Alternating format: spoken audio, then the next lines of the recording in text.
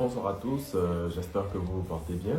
Alors aujourd'hui, je vais vous présenter le développement du commentaire composé. Alors, lorsqu'on fait le développement du commentaire composé, qu'est-ce qu'il faut faire? Donc, vous vous souviendrez que dans l'introduction, vous avez déjà respecté toutes les étapes, vous avez présenté l'auteur, vous avez présenté le contexte, le texte, vous avez un peu présenté la tonalité du texte, le plan. Lorsqu'on arrive dans le développement, il faut respecter une structure qui est déjà établie. Donc, le développement commence d'abord par la présentation de l'axe de lecture. La présentation de l'axe de lecture, c'est juste indiquer l'axe de lecture, l'auteur dans le texte, le narrateur dans le texte aborde tel aspect.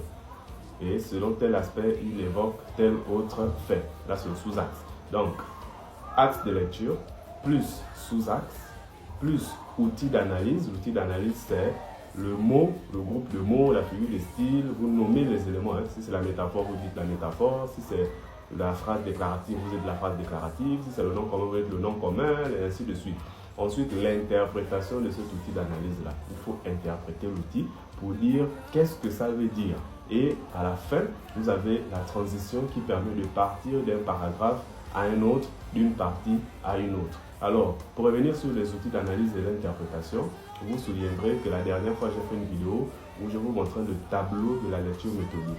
Où c'est à travers ce tableau-là ou à travers votre analyse au brouillon que vous allez repérer ces éléments et ce sont ces éléments qui vont vous servir dans votre développement. Donc, vous avez deux axes de lecture et chaque axe de lecture est accompagné de deux sous-axes.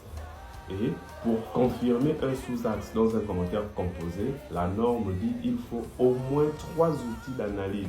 Si vous avez 3 outils d'analyse pour un sous-axe, des outils pertinents, alors ça veut dire que votre sous-axe est valable. Mais il faudrait que ça soit vraiment valable lors de la correction et que ça soit pertinent.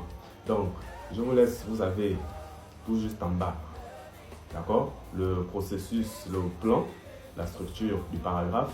Et je vous laisse également le document qui vous permet de vous entraîner sur le commentaire composé de la dissertation.